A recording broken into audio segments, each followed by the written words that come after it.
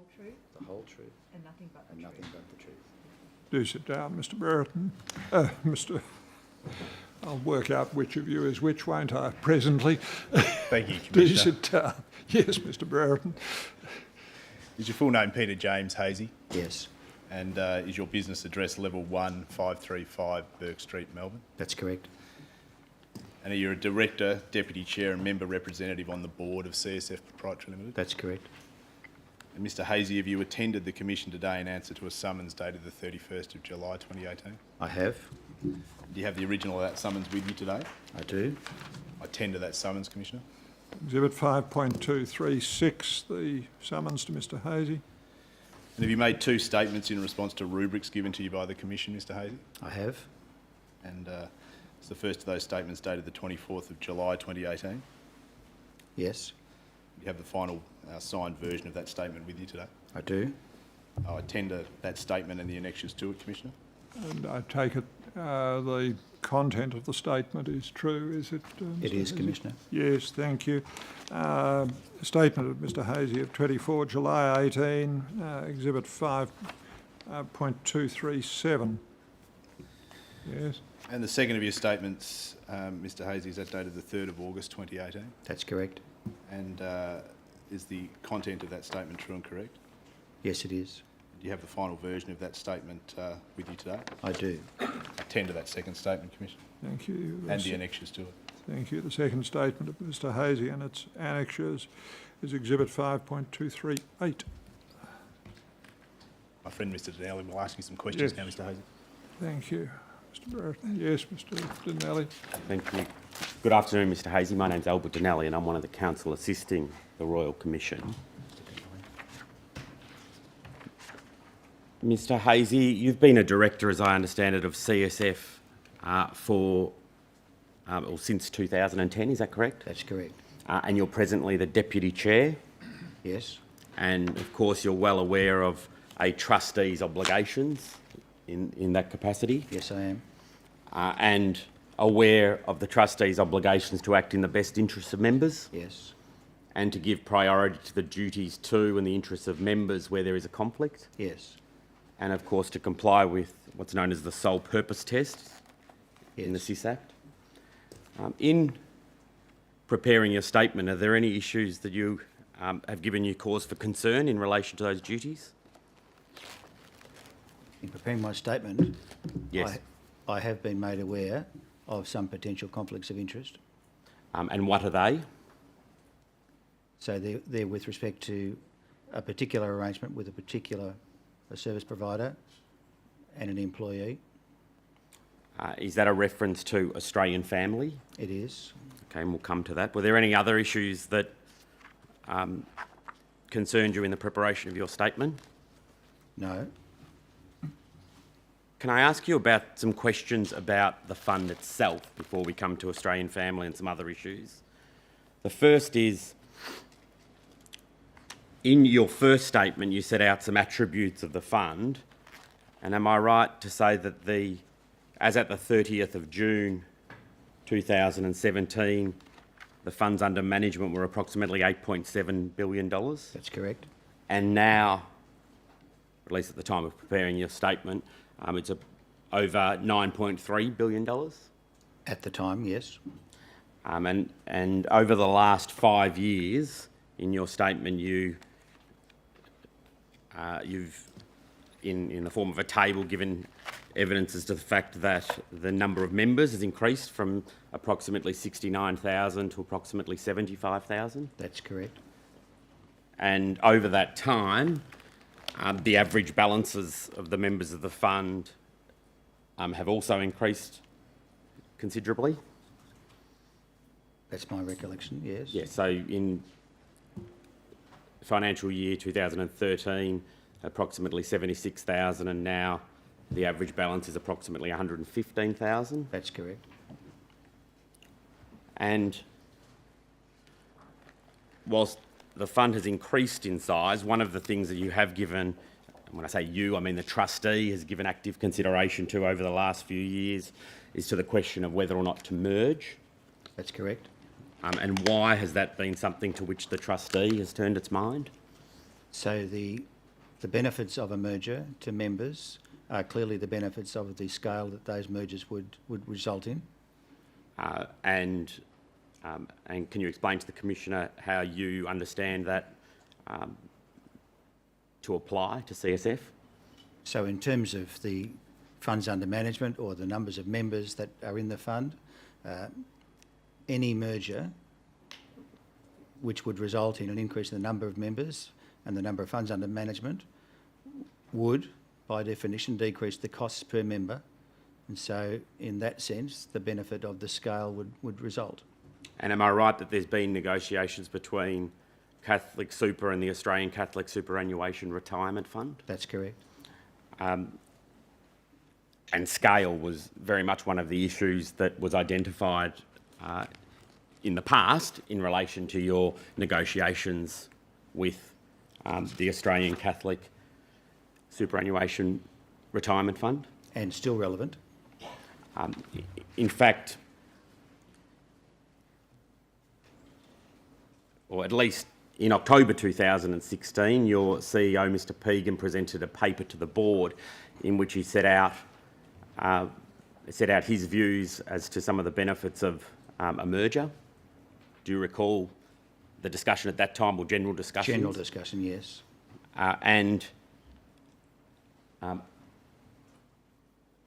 As a board, you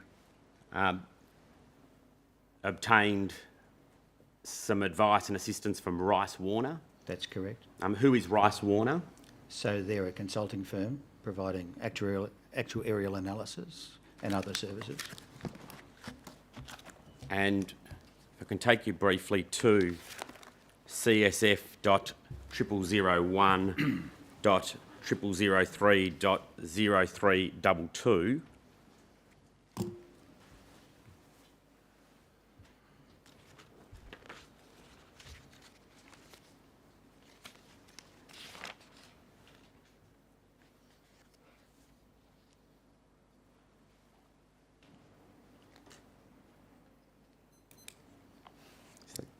CSF.001.003.0322.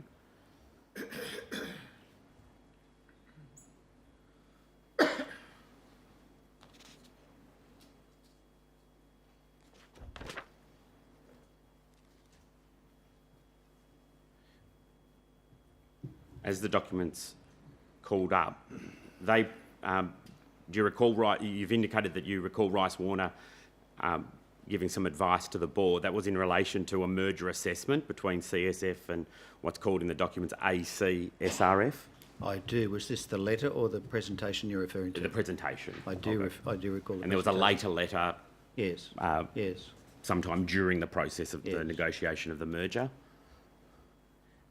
I know the document, so if you...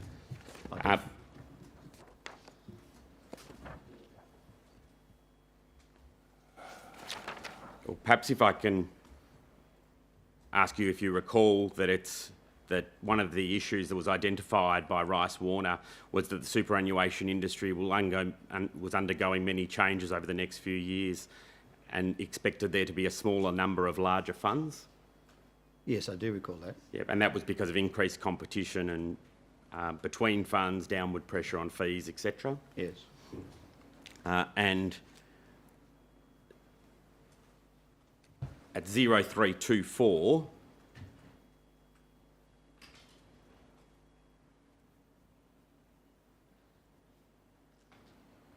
I think consistent with your evidence so far this afternoon, funds which want to provide a wide range of services at a competitive price will need scale. Yes. And Rice Warner's view was that CSF and ACSRF both face individual challenges as to how to grow from their current positions, and there are considerable strategic advantages to both in considering a merger. Yes. And that was the view of the board at that time as well. Just conscious of the time. Is that a convenient time, Yes. Commissioner? I'm sorry, Mr. Haysey, we'll have to get you back here in time to begin again at 2 p.m. Thanks, Commissioner. Adjourned at 2 o'clock. All stand. The Royal Commission is now adjourned.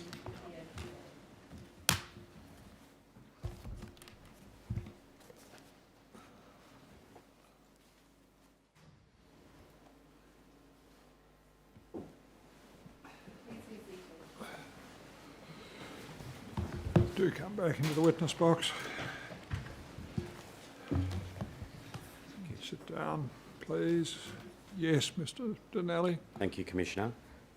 Before lunch, Mr. Haysey, I was taking you to the first stages of discussion about a merger. Yes. If I could take you to CSF.0001.000.0218.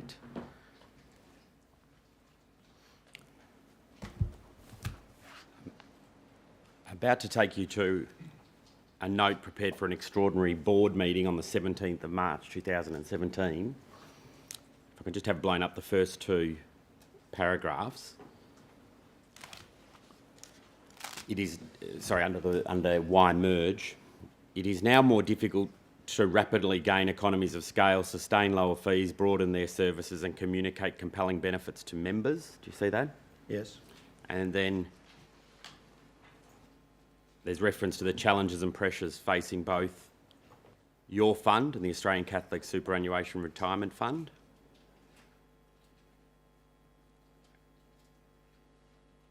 And then, despite this highly competitive and threatening environment, ACSRF and CSF have two major competitive advantages over most other funds: their membership loyalty and a thorough understanding of the Catholic market, its communities and how they operate. And then this goes on to set out then in the paragraph below a number of synergies that would occur if the funds were to merge. And at that time, these were views which were encouraging of the board, that is your board, to merge. Yes. And there were subsequently merger negotiations, weren't there? Yes. If I could take you to SCS dot... sorry, perhaps if I could just tender that document, I'm sorry. Extraordinary board meeting, 17 March 17, CSF 0001 0003 0218, Exhibit 5.239. And Commissioner, just before lunch, I didn't ask to tender the Rice-Warner presentation, and perhaps I can regularise that by seeking to tender that document dated December 2016, merger assessment prepared by Rice-Warner. Document of that description, SCF 0001 0003 0322, Exhibit 5.240. Thank you, Commissioner. And now, if I can go to SCS.0012.0013.0219.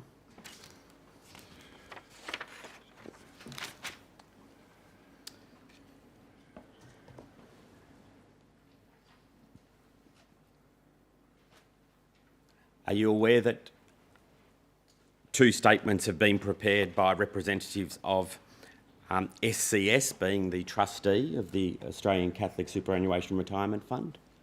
I wasn't aware of two. I knew there was a statement at least. Yes, one of Mr. Hartley and one of Mr. Cantor.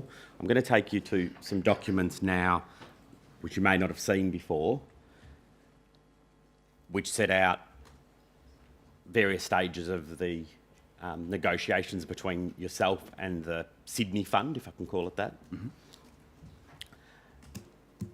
And the first is SCS.0012.0013.0219.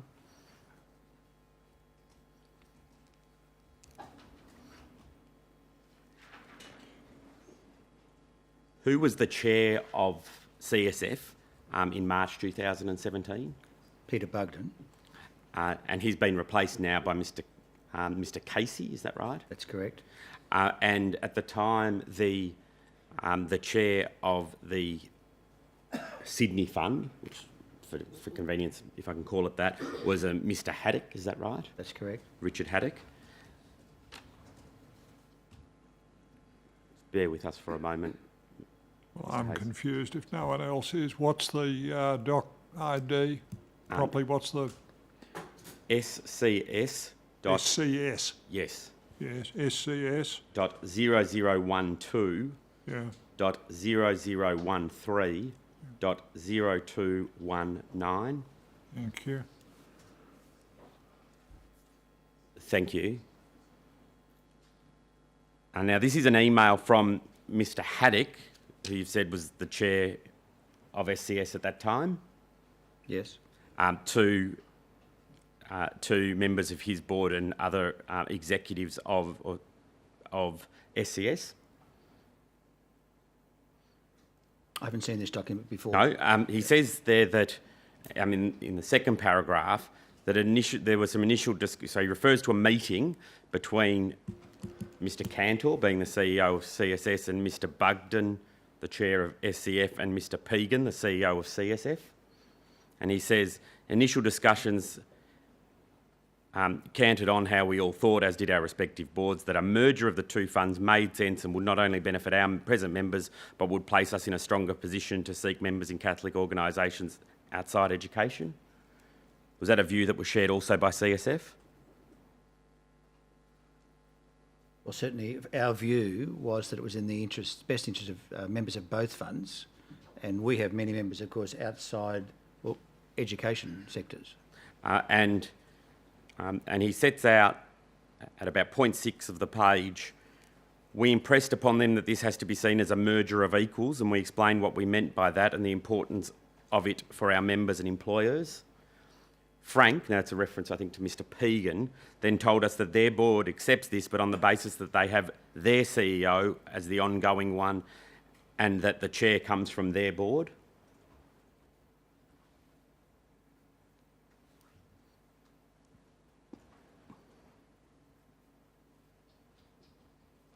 Was that the position of CSF, that it wanted in any merger both the CEO and the chair? That's certainly not the case, no. And Mr. Haddock went on to say, we informed them that this was not acceptable to our board. Is it your evidence that it wasn't the position of CSF that it wanted both the CEO and the chairman at that time, the chair, to be from CSF?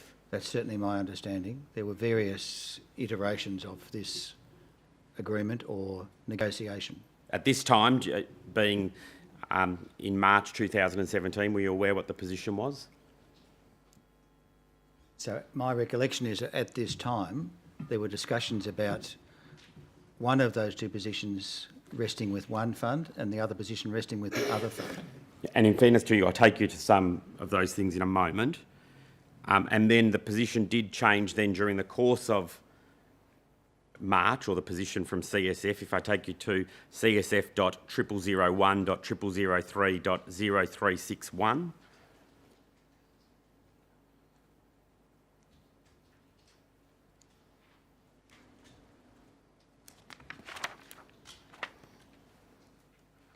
Now, this is a letter dated the 27th of March. I'm not taking you, of course, Mr. Haysey, to each and every document, but this is a document that, as I understand it, was approved by the board. Do you recall seeing a version of this document? I do. And there, in the second last paragraph, it says the CSF board remains unanimous, notwithstanding the detailed due diligence, thorough benefit analysis is incomplete, that a merger of our respective funds is likely to be in the best interest of our members. Do you see that? That's certainly the case. And then the board of CSF provided its consent to the following arrangements down the bottom of the page, and it's here that it said that ACSRF chair would be invited to chair the board of the merged entity. So is that your recollection of what the position was? At that time, that was the position. Yep. And CSF chair would be invited to be the deputy chair? Yes. And the CEO and CIO of the merged entities would be from CSF? Yes. And 4, over the page, the merged entity would be brought about by CSF being the successor fund? Yes. And 5, the existing fund operations would be harmonised over a transition period of no more than 2 years? Yes, I recall all those. Can I tender that document, please, Commissioner? Letter CSF to the Chair of SCS dated, sorry, what date?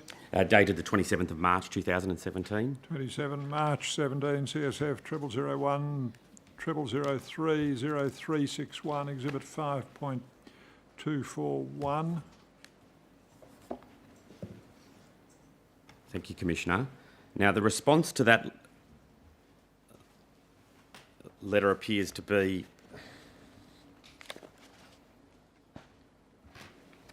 CSF.0001.0003.0314.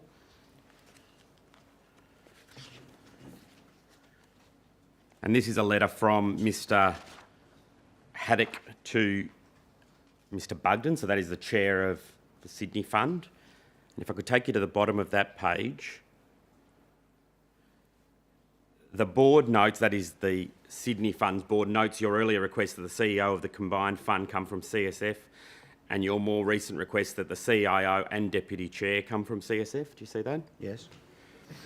And the Sydney Fund put its position as the ACSRF board considers that these arrangements at management and board level should be determined by a process that identifies best candidates for the required roles. The ACSRF board believes that the identification of these roles and the candidates to fill them should be based on merit and should be undertaken as part of a process for the assessment of the needs of the combined fund. Yes. That seems like a reasonable position, doesn't it, Mr. Haysey, that was being put? Our view here was that the nature of our fund and the relative performance of our fund was such that the CEO of the fund that would have been the continuing fund should have come from CSF. And in fact, if you go over the page, the board acknowledges that at the top and says, however, the ACSRF board also understands that as part of any merger, key leadership roles need to be put in place until those roles are determined by the new board. Yes. Accordingly, the board accepts your proposed key leadership roles for the chair being from its fund and the CEO being from CSF. Yes. And then the board proposes that these roles will continue during the first 2 years of the combined fund. By the end of that 2-year period, the ACSRF board expects that the chair and deputy chair and the CEO will be determined by the new board, which would have been in existence for 2 years and had the opportunity to judge performance of the parties in their roles. I understand the position, yes.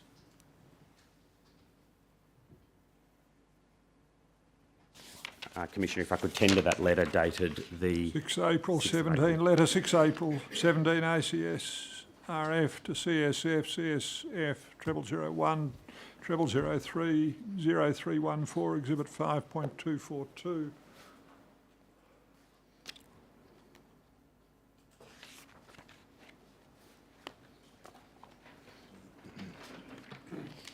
And then on the 9th of May, so sometime later, a further letter was sent by CSF on the, to the Sydney Fund. If I can go to CSF.0001.0003.0349.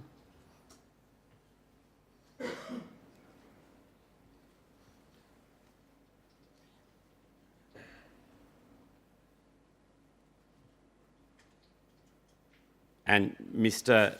Bugden, on behalf of your board, says in this letter that despite our discussions and the various pieces of correspondence, seems we have reached an impasse. You have consistently stated that ACSRF accepts CSF's CEO and CIO. ACSRF should therefore provide the chair, and the merged board composition must be equal from each fund. And then the position on the third page, 0351, CSF then says, and I understand, I think it seems there's a change of its position here. It says, unfortunately, the concerns are of such magnitude that is in relation to this issue of governance, that it says the CSF board has concluded new leadership is required to take the merged entity forward. Do you see that? Yes.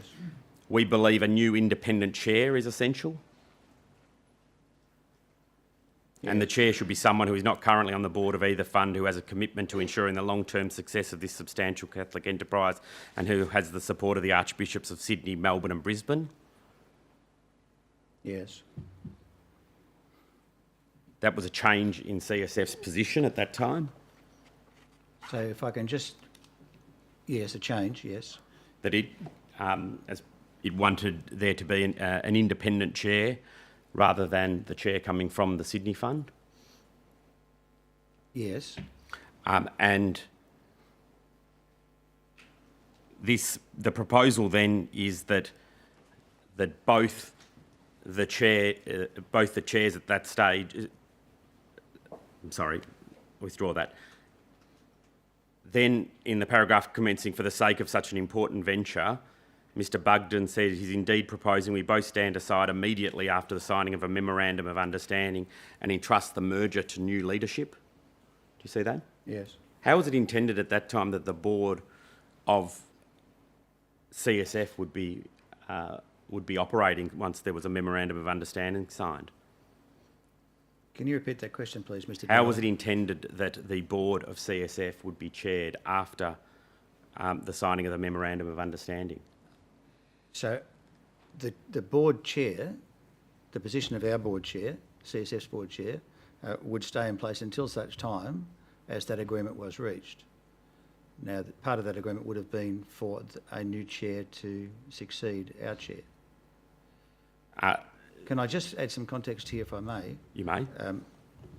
The arrangements at this point hadn't got to the stage of a heads of agreement. We hadn't had a chance to discuss the proposition that a merger of equals would mean 6 + 6 without any discussion of who might be the successor fund.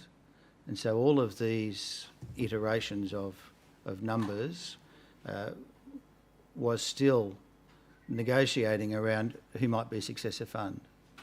What did it matter who would be the successor fund and who would be the merging fund? So from our point of view, the paramount consideration was the best interest of our members, and we're talking about a fund with exceptional performance over a long period of time, and those financial best interests of members was our paramount concern. Well, understanding that, why does it matter which fund merges into which?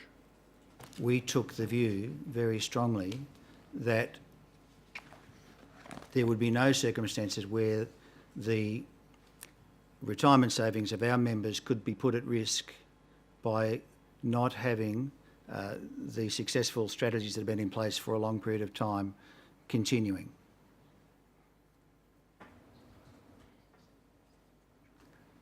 There were also some structural differences that were critical here, if I could add some of those. Yes. So CSF, the trustee company, of course, at this point is a master trust, and Catholic Super is a division of that master trust. And in addition to Catholic Super, we have another division, My Life, My Super. And in addition to those divisions, we also have a banking licence. We also have a financial planning service. And so when we're talking about how future arrangements might be struck, we're not talking about just the CEO of one of the best and most successful super funds in the country. We're talking about the CEO of the organisation as a whole.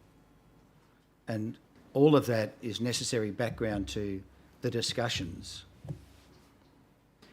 But does it follow from the considerations you have mentioned that the only way of achieving scale would be by takeover as distinct from merger?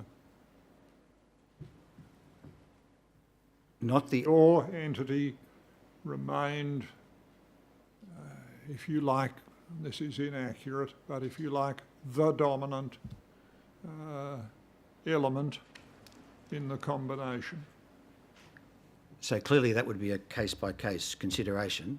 In this particular case, there was no doubt in our mind that the financial best interest of our members would not be served if the arrangements had been different to the ones I described. Yes.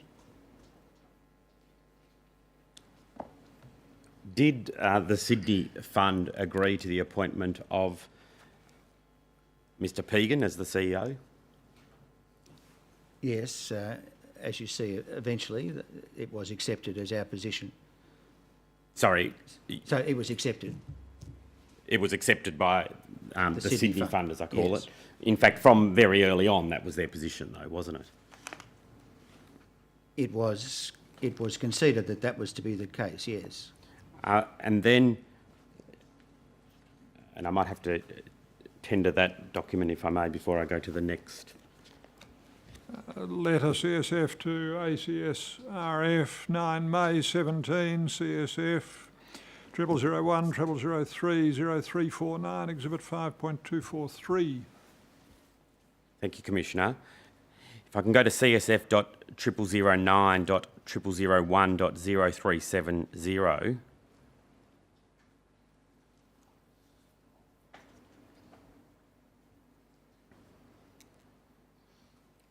This is an email that Mr Bugden sent to, or addressed to Richard, which is a reference to Mr Haddock.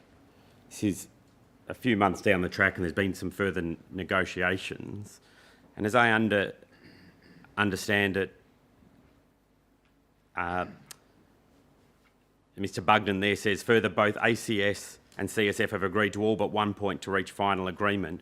I feel following our telephone conversation this afternoon, the ACS board should understand directly from me while the CSF board has come to a decision that it must appoint the chair for the new board and why Danny Haysey should be that appointee. Do you see that? Yes. So had the position of CSF by this point changed to the actual appointment of a particular person? At this point, yes, we had September 27. At this point, we had taken the view that the chair should be someone other than the existing two chairs. That was a view that was being expressed by CSF, wasn't it? That's right. And that was different to the view that it expressed earlier on in the negotiation?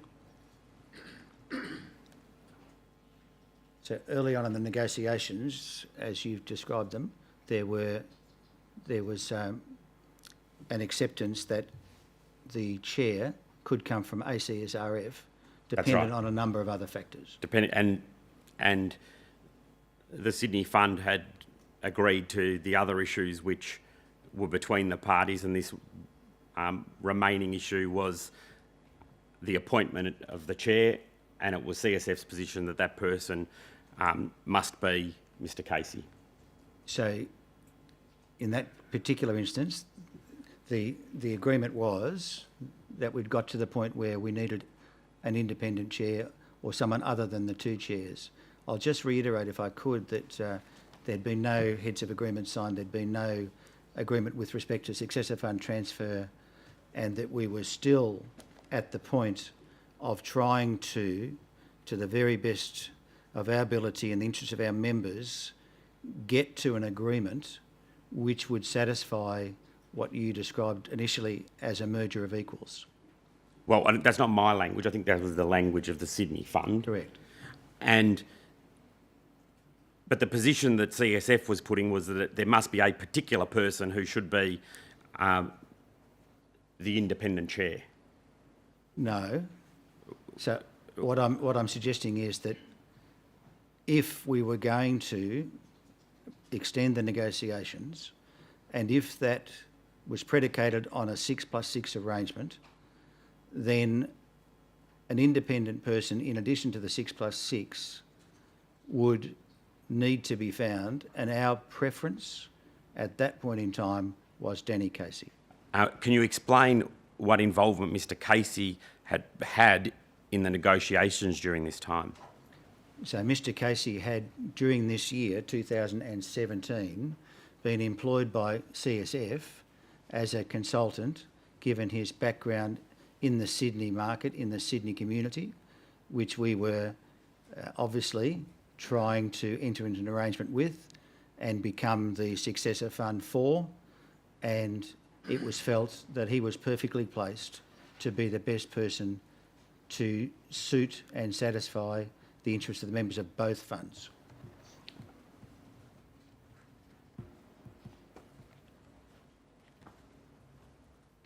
Was it known to the Sydney Fund that Mr Casey had been assisting CSF? I don't know.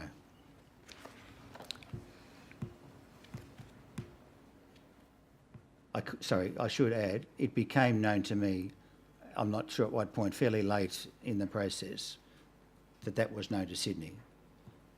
Whether at that point, I'm not certain.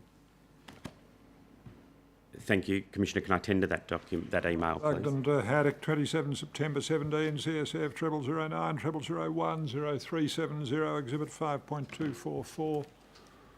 And if I may, I'll take you to the two final documents in relation to the negotiations. By October 2017, a response was put by the Sydney Fund, which is at csf.0001.0003.0161.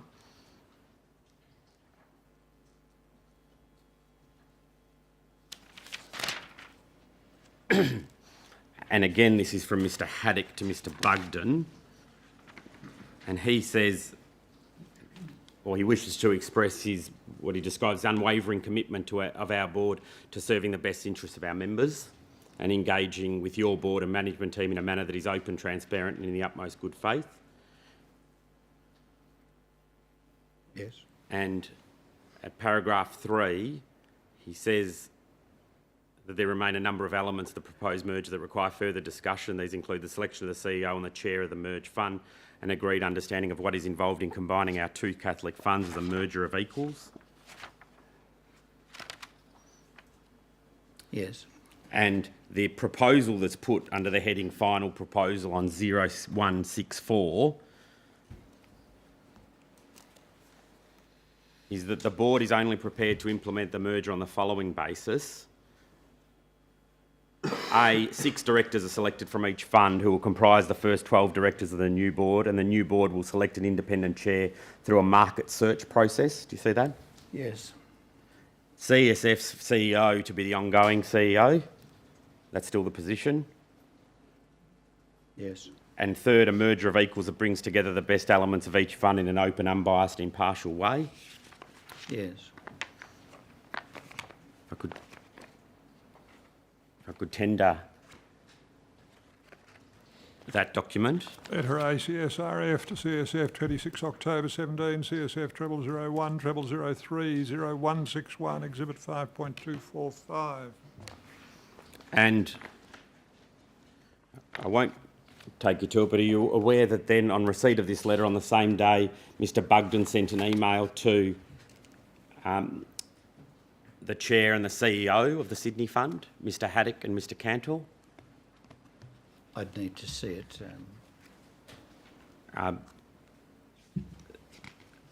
There was an email, and I can't call it up for you, but the email, or the email was in these terms: "Thank you for the response. We are disappointed that you were not able to accept our offer, and I wish you well for the future."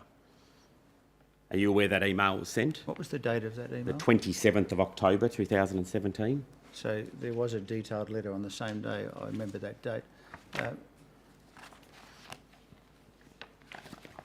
think In any case, was the position that CSF didn't accept or wasn't able to pursue the merger further at that time? if I could go back to the document that had it before, 164, still on the screen. Yes.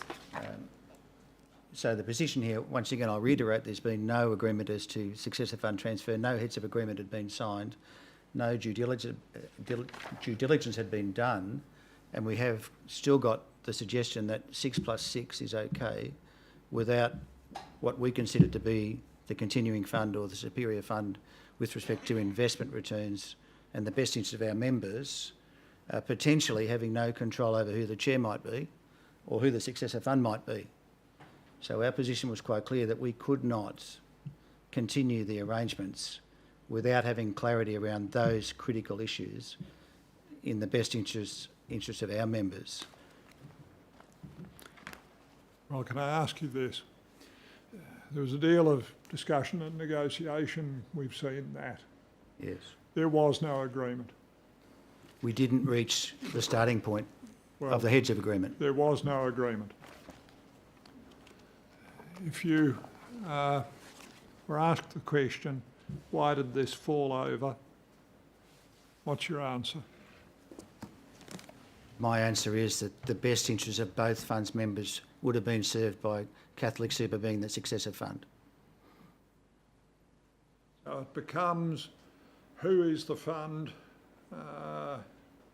that merges into which? That is, which is the dominant fund? Is that right? That my understanding is that's always the case in successor fund transfer and merger negotiations. Even though there's a proposal, not disputed, I think, by the end, that governance of the fund would be 6 plus 6. Is that right? An agreement to that fact? There was no dispute. I'm not suggesting that you ever got to a final agreement. I'm just saying that the parties were at a point where each, there was no dispute that the board would be a 6 plus 6. Is that right? We accepted 6 plus 6 on the grounds that if there wasn't an independent chair, that CSF would have the chair. Yeah. So we sought separate independent legal advice to the view of the importance of the chair in a successor fund arrangement going forward in the best interest of our members to protect their retirement savings given the superior performance of one fund over a long period of time. We saw no other option. You've made that point. I just want you to pause a moment. What you wanted was a 6 plus 6 board plus an independent chairman. Is that right? That was our offer. And the governance of the fund, no matter who merged into who, would rest accordingly in a board of 6 plus 6 plus 1 independent. Is that right? Yes. What's it matter, a hill of beans, which fund merges into which? We felt that to protect our members' interests and given our structural arrangements as I described earlier, that it wouldn't be in our members' best interest for their retirement savings to be put at risk, given that the policies and procedures that were in place to achieve those outstanding returns might in fact not be able to be guaranteed going forward. Well, those policies and procedures are set by the board, aren't they? They are. Yes. Do go on, Mr. Donnelly. You would agree, wouldn't you, that the choice of a chair or even the CEO, they're all relevant. They might be relevant considerations, but the overarching consideration is always the interests of the members. I Absolutely. think the witness may have agreed with that proposition more than once, Mr. Donnelly. And that was, however, at that point, the end of the negotiations. Negotiations haven't ended, so our new chair and the chair of the Sydney Fund have recommenced discussions. That's right, and I'm not going to take you to those further discussions, but there were then some discussions which, as I understand, are ongoing from early this year. That's correct. And it's still the hope of both funds that that merger will eventually occur in the interest of members of both funds. Yes. I take you to another issue, one that you've raised already, and that is a very important aspect of, perhaps before I do that, Commissioner, I'll just tender that letter dated the 26th of October. It's in as 5245. Yes, go on. Thank you, that can be brought down. You'd agree that a very important aspect of the role of a trustee is to manage conflicts, Yes. and you're familiar with the general obligation that that you've already referred to. You're familiar with those general obligations, and you're also familiar with the prudential standard SPS 521, which deals with conflicts of interest. Yes. And in fact, there is a conflict management policy within the organisation. If I can take you to CSF.006.001.0035. This is Exhibit 37 to your first statement. Are you familiar with this policy? I am. Mr. Haysey? Now, obviously, as a general proposition, all of these policies that are in place are directed to ensuring that CSF complies with its various obligations. Correct. And you'll note that this policy is dated April 2018. Yes. But since the first of these policies, and I understand there was one by a different name, but since at least 2012, materially the policy's been in similar terms. Well, perhaps I can take you to some provisions, and to the extent that you recall that there's any difference, you can indicate that. On _0006,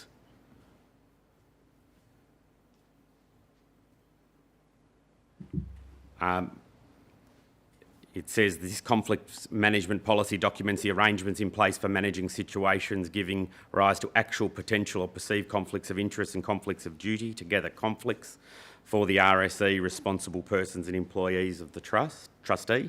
Yes.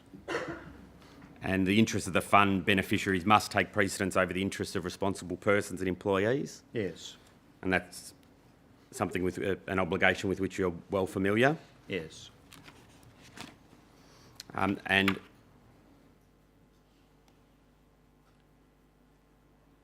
this applies to, obviously, you as a director of the trustee and your co-directors, and also applies to senior executives who are responsible persons. That's correct. And also to employees. Correct. On _0009, at 1.7.1,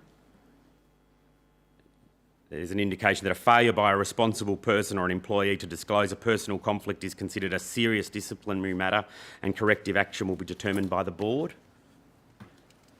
Yes.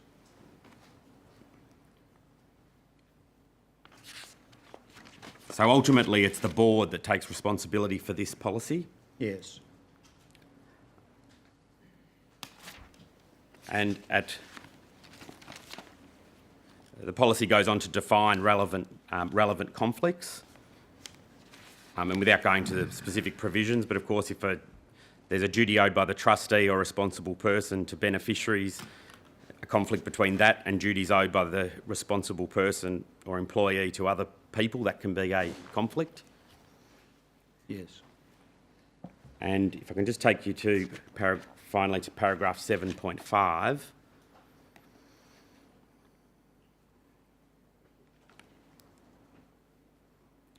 That page. On, thank you, _0018.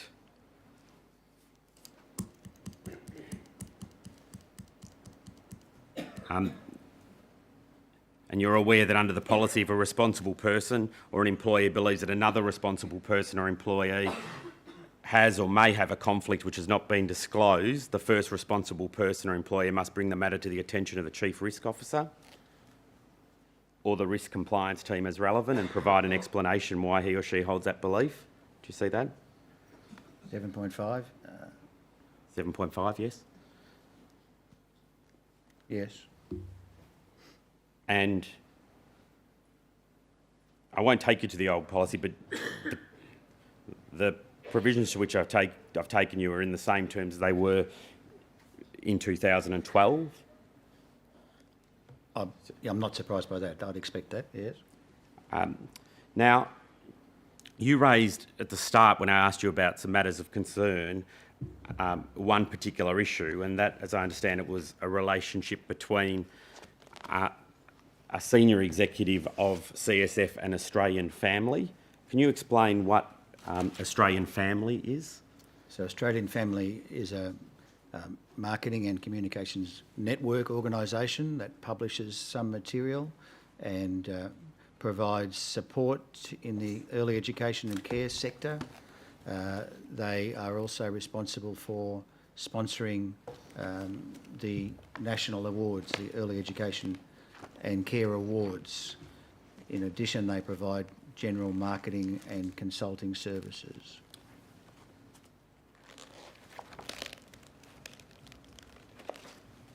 And are you aware that CSF has used their services on a number of occasions since 2010? I am aware. And I think you referred to the term network, the Australian Family Network, or it's called Australian Family. But in your evidence, more specifically, you say that it's constituted by Family Pack Services, Pty Ltd, and Paul Clancy Consulting, Pty Ltd, which was formerly known as Australian Family Magazine. Yes, they're all related parties. And you've also indicated in your statement that, and I'll have to refer to him as Mr. Paul Clancy, and he's the CEO of Australian Family Network. He's provided services, and Australian Family provided services in relation to the strategy of seeking to grow the number of members of the fund. Yes. And do you yourself have knowledge of why or how it came to be that Australian Family was chosen to provide services to CSF? I don't know the beginnings of that relationship. You're correct, though, that it has been providing services to the fund since 2010. And those services include, I think you described them as genuine marketing and other services. Is that right? So there's a number of different elements to this this arrangement. So initially, the firm was commissioned to enter into research in the childcare, if I call it that at that time, in the childcare sector. We had developed a strategic business plan at the time that identified that the early education space would be a potential growth area for our fund in order to achieve some of the scale desired. And the CEO commissioned some research that took place, from my understanding, in 2011 and 12 to confirm the prospects of that approach.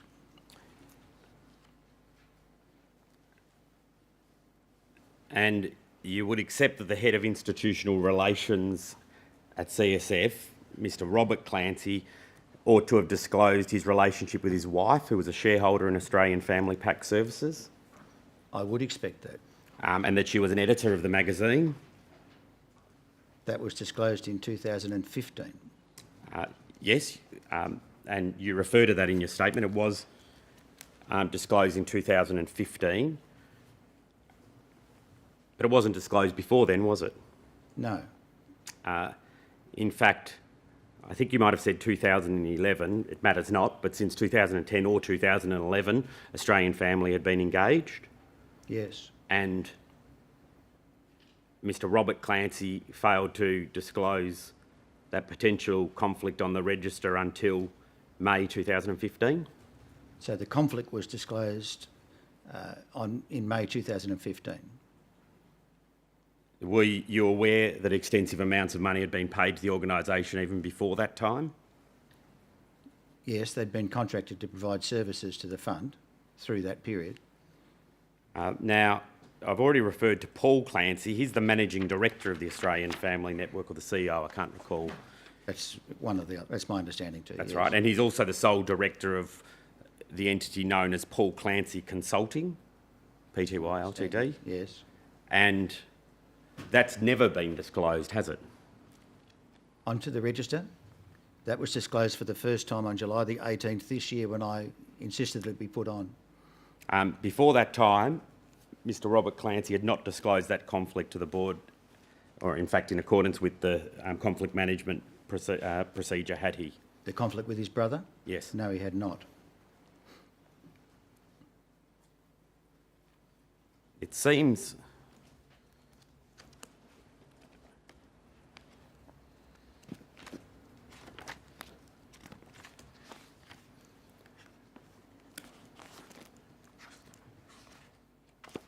if I can take you to CSF.0009.0001.3867.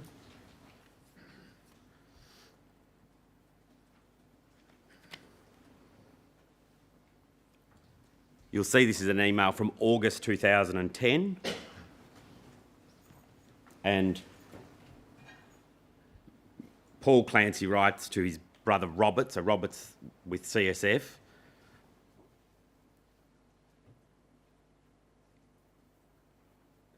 in relation to the third paragraph of his email. I'm suggesting that Catholic Super continue their sponsorship to almost formalise the platinum sponsor status I have provided for the past 2 years. Do you see that?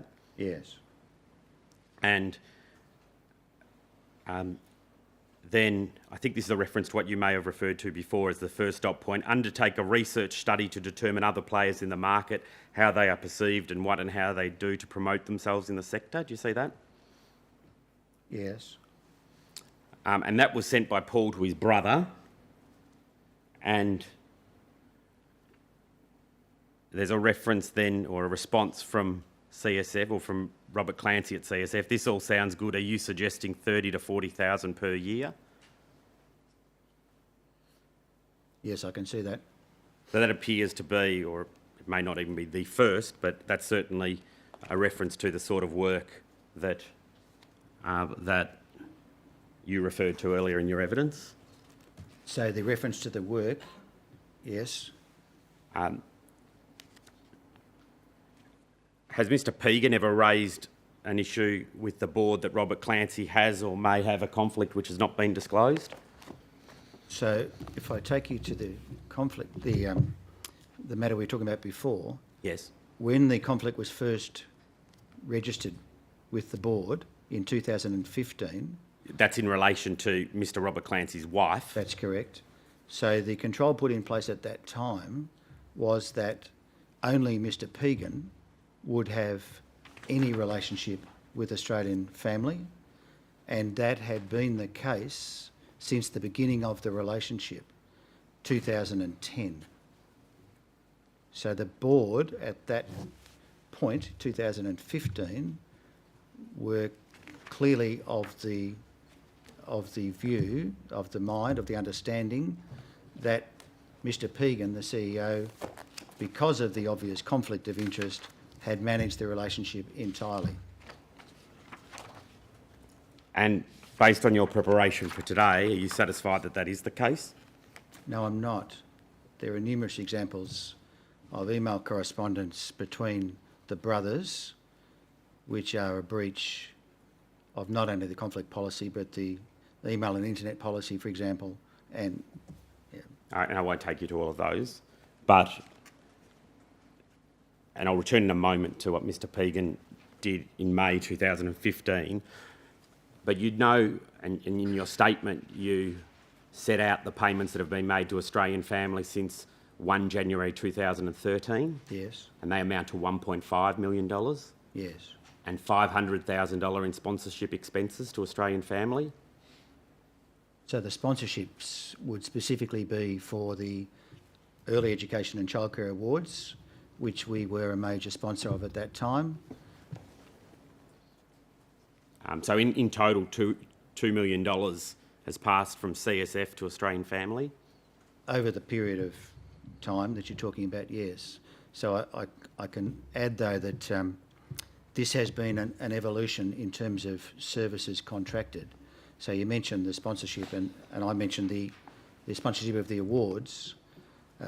In addition to that, there's been the research done by Paul Clancy that was commissioned in the beginning of the relationship, and you've then got the evolution, as I'll describe it, to other work contracted. I So in understand. fact, if I go through those numbers, the 2 million you described, about 42% of that 2 million has in fact been in a branding exercise, which coincided with the decision, based on the research done by Paul Clancy, to look at a different identity in terms of our master trust. So in fact, the research indicated quite clearly that Catholic Super was not going to be an identity, to put it that way, which may well have gained traction in this new market that we were seeking as part of our business plan to grow the business in order to achieve the scale we've talked about earlier. And so part of that was you need to come up with a different identity to attract those people who might have issues with the Catholic name as a potential merger partner, or as a potential merger partner, I'll put it that way. In fact, that initial work led to discussions around a master trust. So that work around the master trust and all of the work involved in that took place in that period, 2013-14. And in fact, the master trust set up Catholic division, My Life, My Super division, into which prospective early education and care workers would be placed. In addition, of course, every other potential merger, like our successful merger with Transport Industry Super in 2016, they've now moved into that My Life, My Super division. Prospective mergers, even the Sydney Fund you talked about, that would have been an opportunity to form a division under the Master Trust. So Australian Family, if you're talking about 2 million and I'm talking about 42%, so you're talking 800,000 of that money was specifically in the branding space. And are you aware of what other work was done by CSF to ensure that that amount was an appropriate amount to spend on those services? So that quantum, which of course has been calculated in the course of preparation for this hearing, is the subject now of an independent review that's been commissioned to do precisely that. We have now commissioned an independent study to assess the total money spent, the nature of the contracts, the value to members of that money being spent. If I understand your evidence, it's that Mr Clancy was engaged to do research about ways to expand in a particular segment of the market, is that right? Initially, correct. And in fact, that period was before 1 January 2013, wasn't it? Yes. So that wouldn't even be part of the $2 million, would it? So going back to 2010, the $2 million, I think, I couldn't be corrected here, my understanding is it goes back to 2011. There could be extra money in 2010 that wasn't sought as part of this information. That will be part of the review, though, I just described.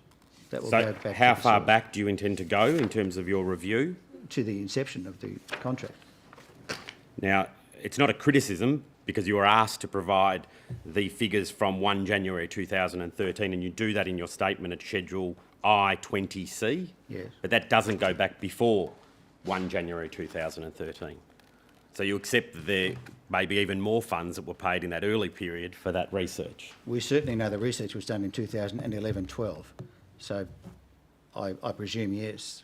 And if I understand it correctly, you relied on his research to then do work in terms of branding in the childcare sector, is that correct? One of the outcomes of the research was the identity issue that I described. And then Australian Family was paid, on your figures, 42% of the $2 million for doing that very branding exercise, wasn't it? Yes.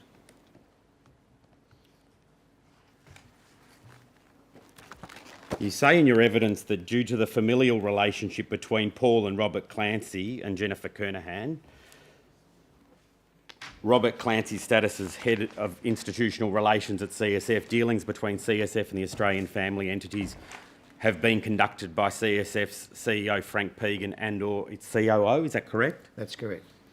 And you've referred to this and you say this at paragraph 114 of your statement, that Frank Pegan confirmed to the Deputy CEO, Head of Compliance, and Rob Clancy that the nature of the controls that he had in place with regard to his management of the relationship between CSF and the Australian family entities were that negotiations with Australian family entities were to be conducted by Frank Pegan and management of the arrangements with Australian family entities was to be conducted by Frank Pegan. That's the assurance I described earlier when the conflict was first registered. And having prepared your statement and Yes. prepared to give evidence today, do you consider that accurately reflects what has actually happened? So this is... Can you read the statement again? Yes, I'll take you to paragraph 114 Yes. of your statement. It's your second statement, I'm sorry, Mr. Haysey. Second statement, thank you.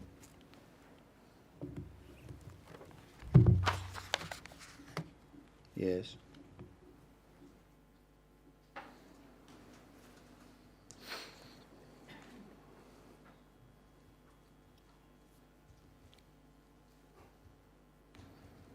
So on that date, May 22nd, 2015, we received an assurance from Mr. Pegan that negotiations had been conducted only by him and that the management of those arrangements was conducted by Frank Pegan.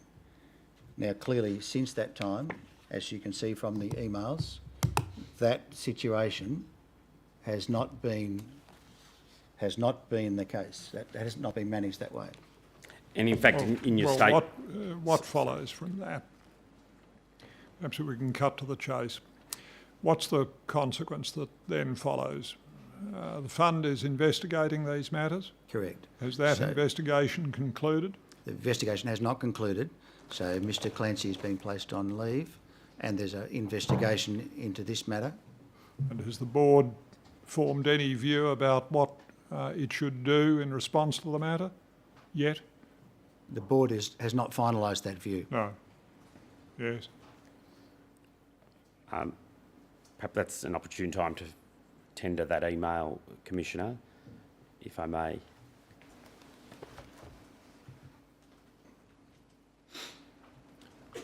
It's the email from... Clancy to Clancy, 26 August 2010, CSF 009 0001 3867 becomes Exhibit 5.246. And in fairness to you, you say in your statement that since preparing your first witness statement, you've become aware that Mr. Clancy appears to have sent emails to Australian family and purported to approve payments without authority on 3 occasions. I That's think you correct. said that, Mr. And- Donnelly.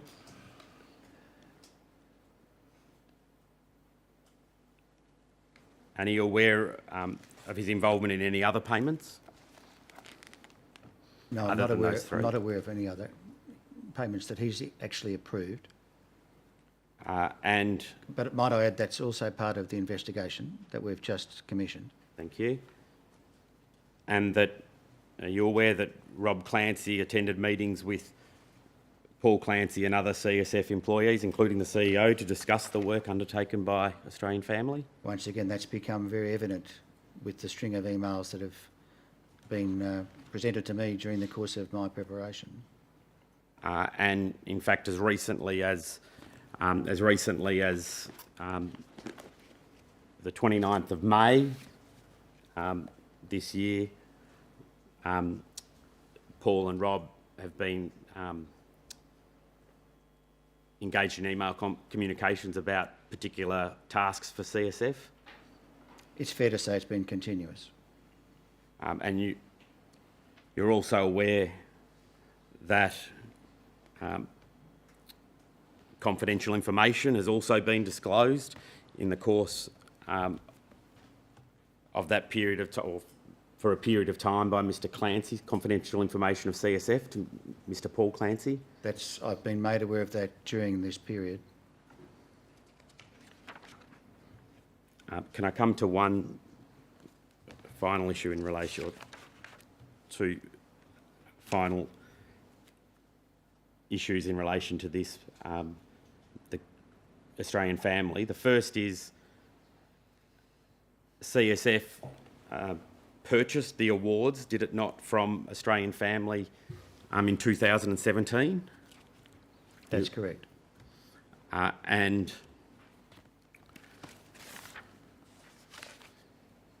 if I can take you to CSF.0009.0001.2557.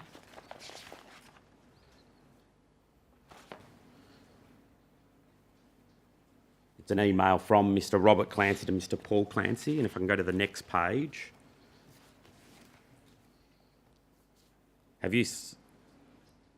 It might be a different document with CSF.0009.0001.255. What are we trying to establish, Mr. Donnelly? The witness has said that the award was purchased. He said that there's a continuing investigation. What are we trying to establish? I don't think I need to take that matter further. Can I go to the last issue I'd like to deal with?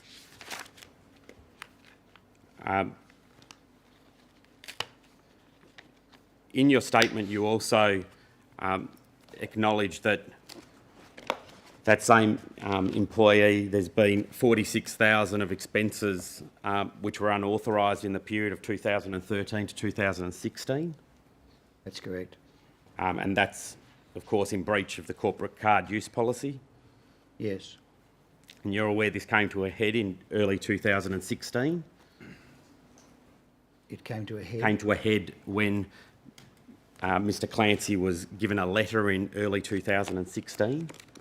Do you recall giving evidence about that in your second statement? So the review that established the $46,000 of unauthorised expenses took place at that time. I can't recall if that's what you're referring to. Yes. Thank well, you. In fairness to you, if I take you briefly to PJH 61, CSF.0010.0001.0839.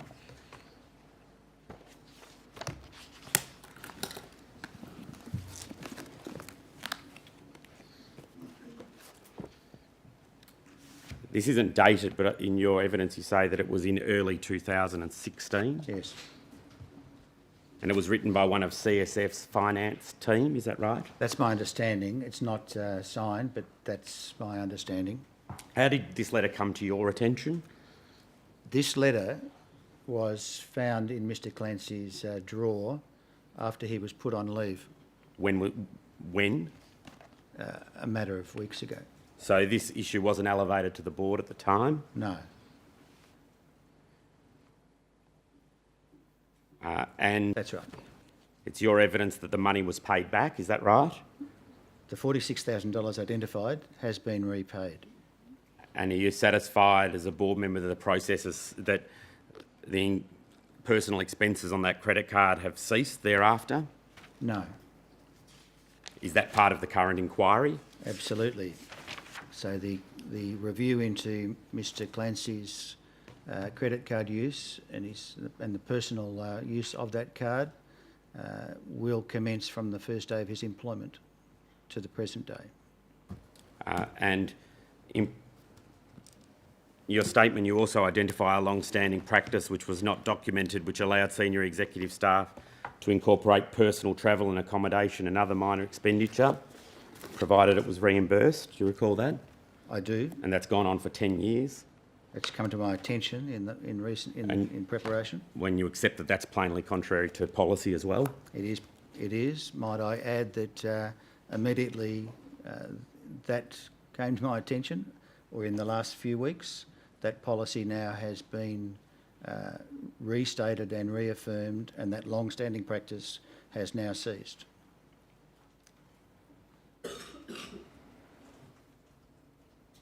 And these matters, just by way of context, if I could,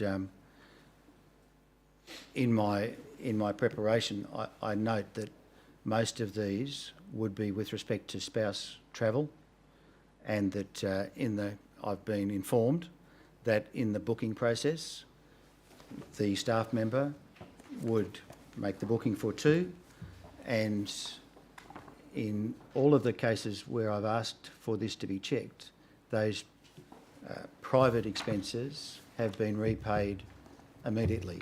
That's been the long-standing practice. In addition to the long-standing practice of allowing it, the repayment has been certainly carried out.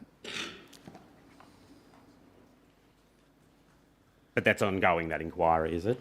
Is that inquiry ongoing? So the inquiry into Mr Clancy's personal use, definitely. That's due for completion. I'm thinking, I was going to say the 21st of August, but I'll say before the end of this month. Thank you. And in fact, it was the preparation of that rubric, of your statement in answer to that rubric, which actually raised some of these matters for your attention and for the attention of the board. The credit card review took place in 13 to 16. Now, I wasn't aware of that review until preparation for this hearing. Should the board have been informed of that? I believe so. And just so I can understand what the inquiry is, will that deal with others who hold credit cards and who might have used this long-standing practice? So the process for use of credit cards is that there are a number of steps where those credit cards should be signed off, and that should be, of course, by your manager. And in the case of Mr Clancy, and in the case of Mr Pegan, who's also, you've asked specifically for his, where they might not have been signed off, the investigation will include both of those credit cards. So the finance team have assured me that there are no other instances. And the final issue in relation to that I just want to raise is you say in your statement in relation to these credit card expenses that after this came to the executive's attention in 2016, Mr Clancy's credit card was signed off by people above him, is that right? That's correct. And have you had reason to look at those approvals that were given in respect of his credit card? Yes.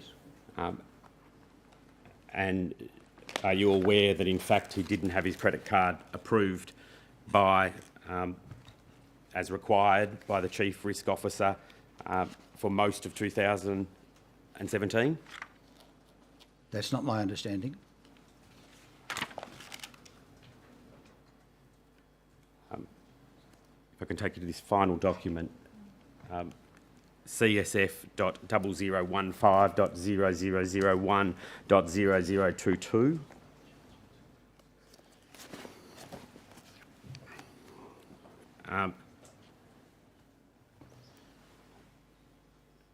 Did you consider these documents in preparing to give evidence today? I have seen these. Do you see, or perhaps I can take you to the actual documents rather than the summary which has been prepared by someone within your organisation. If I can go to point 0023. This is February 2017. And if you go to, so they're the various expenses there, and it's in your evidence you say this was signed off by David, which I think is a reference to David O'Sullivan, the Chief Risk Officer. Yeah, so the previous page showed you that there were 2 months, December, January, which I understand coincided with Mr Clancy's period of leave that weren't signed. Perhaps you want to go to the next page, 0024. Yes. Now, for those sitting here, it may not be of much use because this is redacted. Whose signature appears above the manager's name and signature? Mine's redacted too.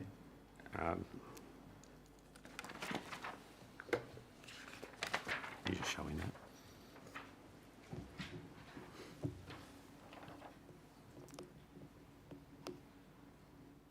So that appears to be Mr Clancy's signature.